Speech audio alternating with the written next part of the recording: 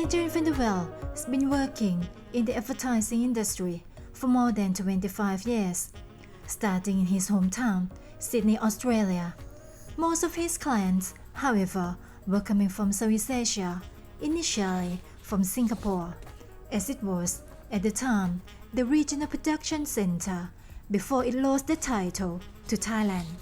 I think that at the time there was a contest going on between Singapore and Bangkok as to who could attract the regional head offices for the companies like Unilever and P&G. There was a period of time where Thailand held the Unilever regional office and the P&G regional office, and I think there were tax breaks and various concessions given, and Singapore won them back eventually. But what was interesting is the production centre never moved back to Singapore. Thailand, for advertising, Thailand retained that position. From then on, he was offered opportunities to work continually in Thailand.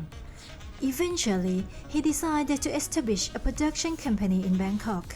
Well, when I first moved here and when there was decisions being made as to whether we should set up a company or not, that was the calculus. You know, can we operate in a country and really take advantage of the clearly high production values that you can get here, plus the cost effectiveness. So in the instance that we've got a European client or an American client, obviously they're initially coming to Thailand because of, if it's winter, there's some unique locations and you can film outdoors, here. And they can't in Europe, in the Northern Hemisphere in winter. But additionally, what they discover is that even if you're shooting in a studio, the production quality is incredibly high. The crews are really fast. You walk into any our film sets or any film set here, they're meticulously organised. The studios are beautifully new, and the layouts. It's clean and functional, and it's Western, if not better, than Western quality.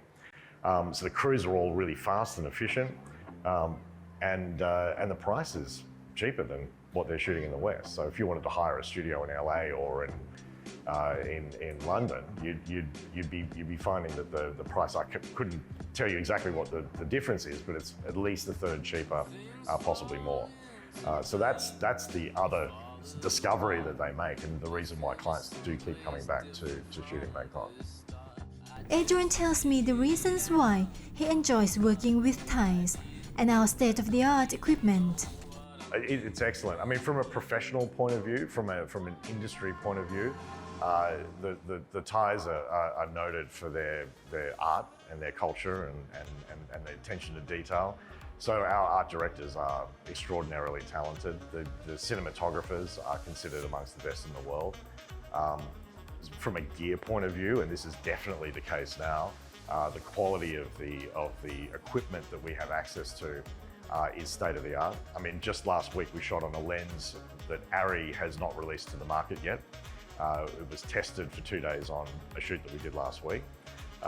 So we have the latest equipment, we've got the best studios, and everyone knows that. I mean, that's why you come to Thailand to film, because you've got really fast crews that are very efficient and really well trained. They all speak English, and you have the latest equipment.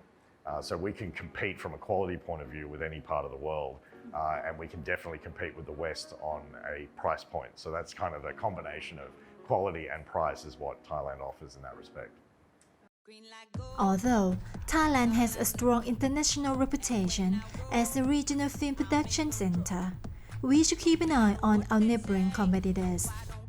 Unquestionably, Vietnam has, Vietnam economically, and again, I'm not an economist, I'm just a casual observer of the news, but my sense is that Vietnam is just really hitting its stride.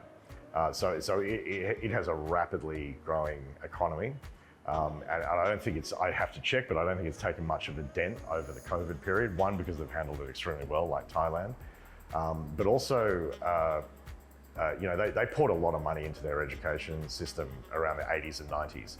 So all those people are now in middle management. There's a ton of entrepreneurs there. So it's a really interesting, success story for modernization in the region. So in terms of competing against them in the film industry, we need to keep an eye on them because they are, rapidly expanding. I mean, when I first got to Vietnam, and I shot a lot there as well, there were 3 or 4 big production companies, but no one else. It was just the 3 main companies that you could work with. And the same would be said for Thailand, but the market has become super packed with competitors over there. So there's plenty of companies offering excellent service, and the market's very crowded, and they're starting to see the value in international work. Previously, they wouldn't get a lot of international film production coming into Vietnam to shoot.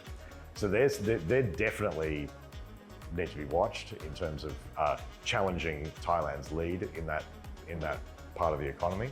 In the next part, Adrian will talk about his experience living in the super crazy city of Bangkok.